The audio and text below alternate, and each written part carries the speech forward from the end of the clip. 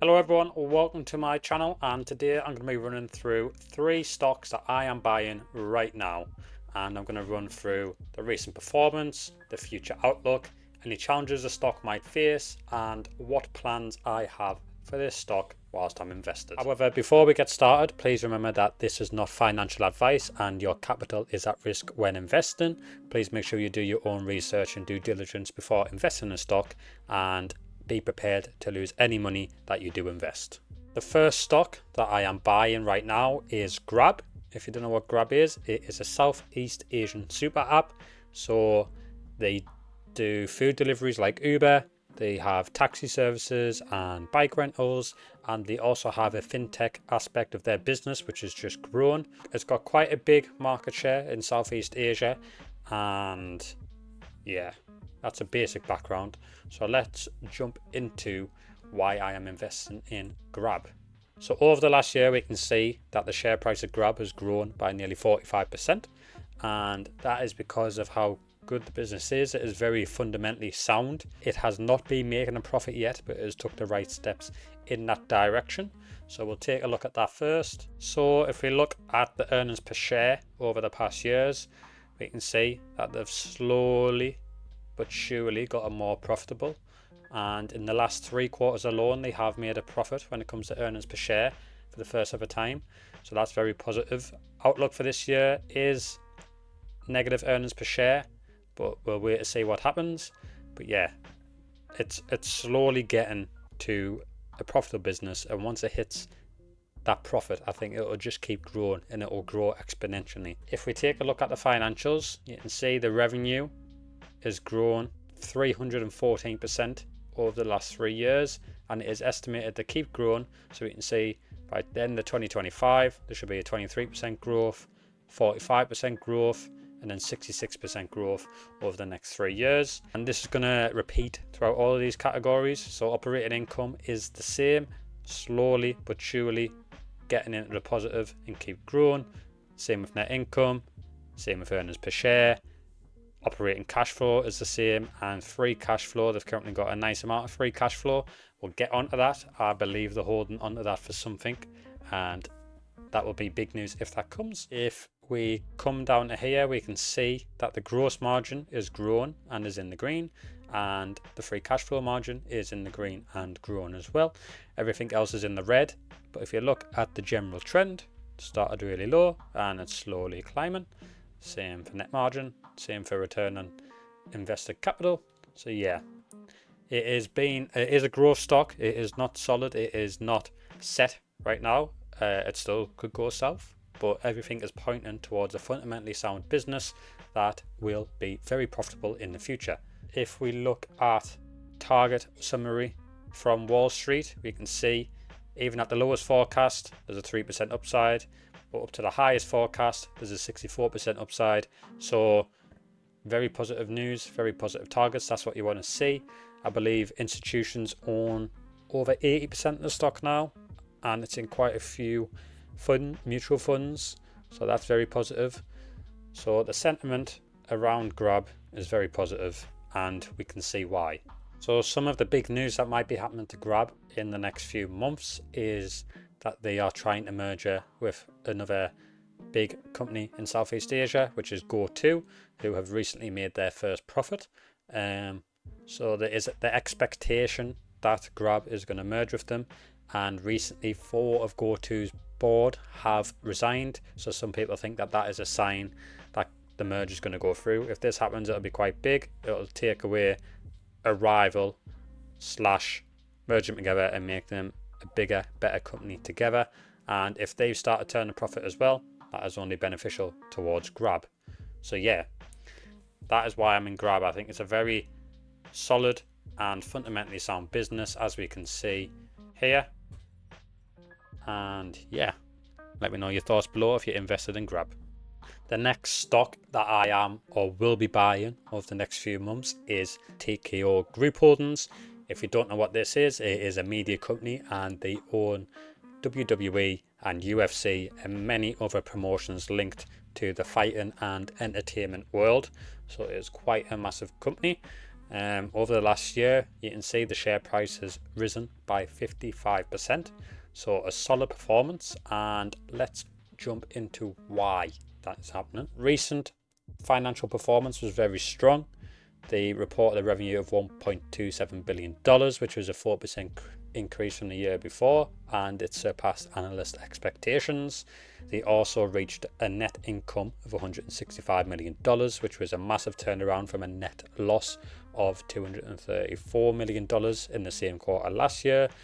And their full guidance for 2025 is between $3 billion and $3.075 billion, which is up from a previous forecast. So they boosted the outlook. But if we look at the actual financial health of the company, over the last 5 years, the earnings per share has grew by 299%, and it does go up and down. It is more of a cyclical cycle. It is not a consumer staple, so that is expected, but overall it is grown. If we look at the actual financials of the company, we can see the revenue is grown over the last 5 years by 61%, and it is expected to keep growing. Operating income as well follows the same trend, so does net income. Earnings per share also follows the same trend as expected.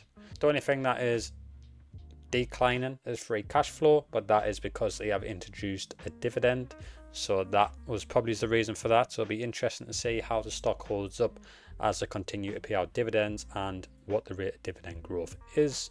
But if we look at their margins and percentages, as you can see, over the board, most things are increasing or have been steadily increasing over the last 5 to 10 years. The biggest point for me is their return on invested capital is sitting around 20%. That just highlights how strong of a business it is.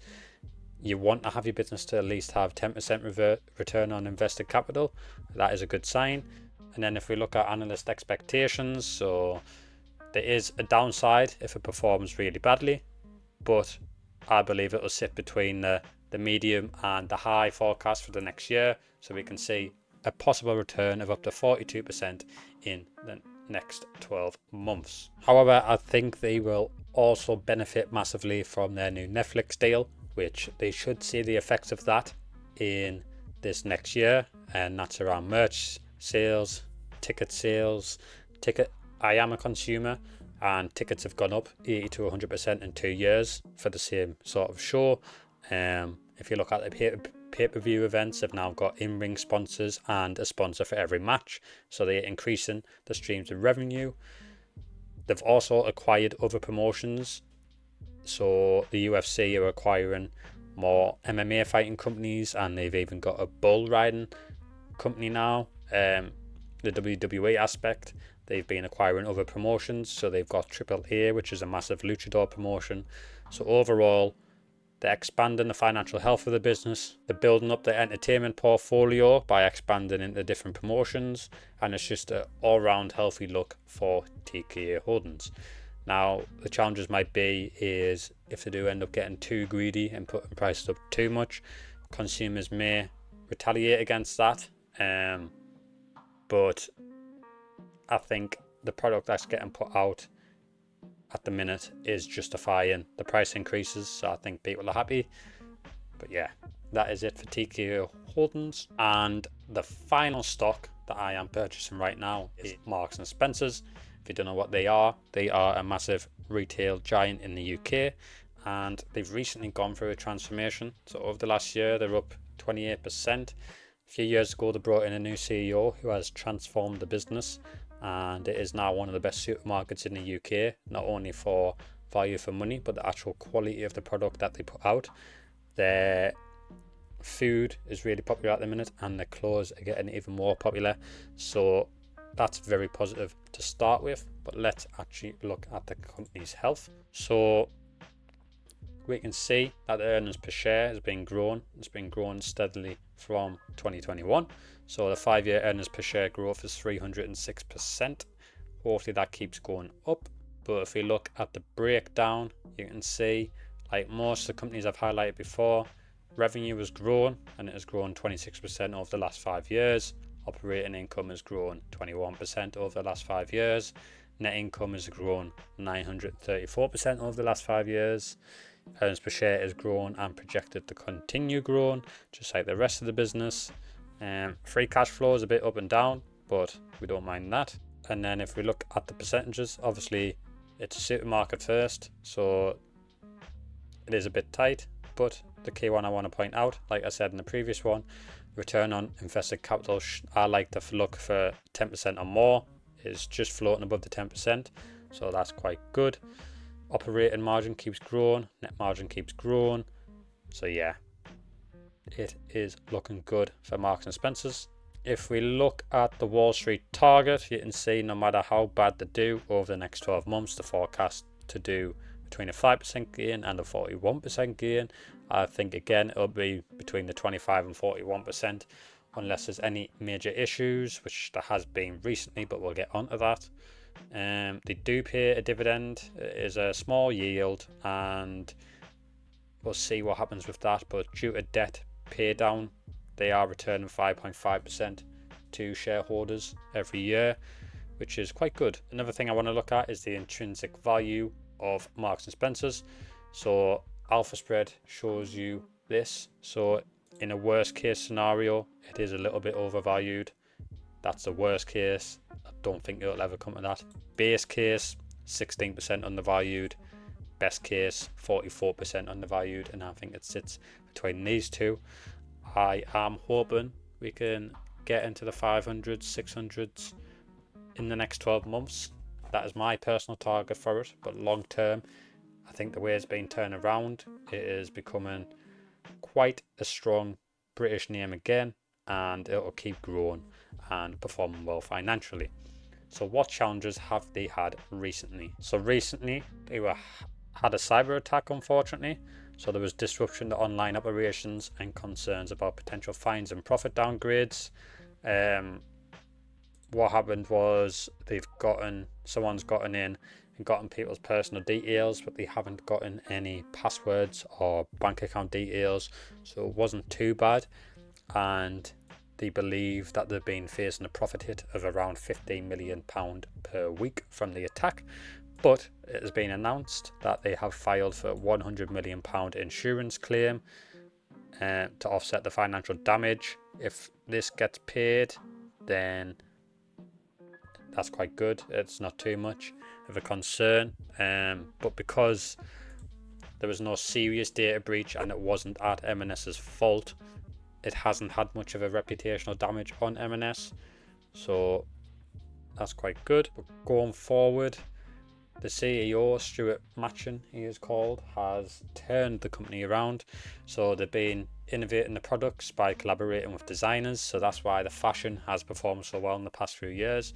They signed a partnership with Ocado, which led to a 19% increase in M&S product sales on the platform. And it is the best financial health the company's been in for 30 years. Normally they say once you hit the best or the highest, the only way is down. But with this CEO, I have full faith that they'll keep on performing well in the future. It has been the 3 stocks that I am buying or will be buying over the next few months. Hopefully you've enjoyed. Let me know if you are invested in them currently or plan on investing. Don't forget to do your own research, please, as your capital is at risk. If you've enjoyed this video, subscribe, leave a like and comment what else you might like to see in the future, and I'll see you in the next one.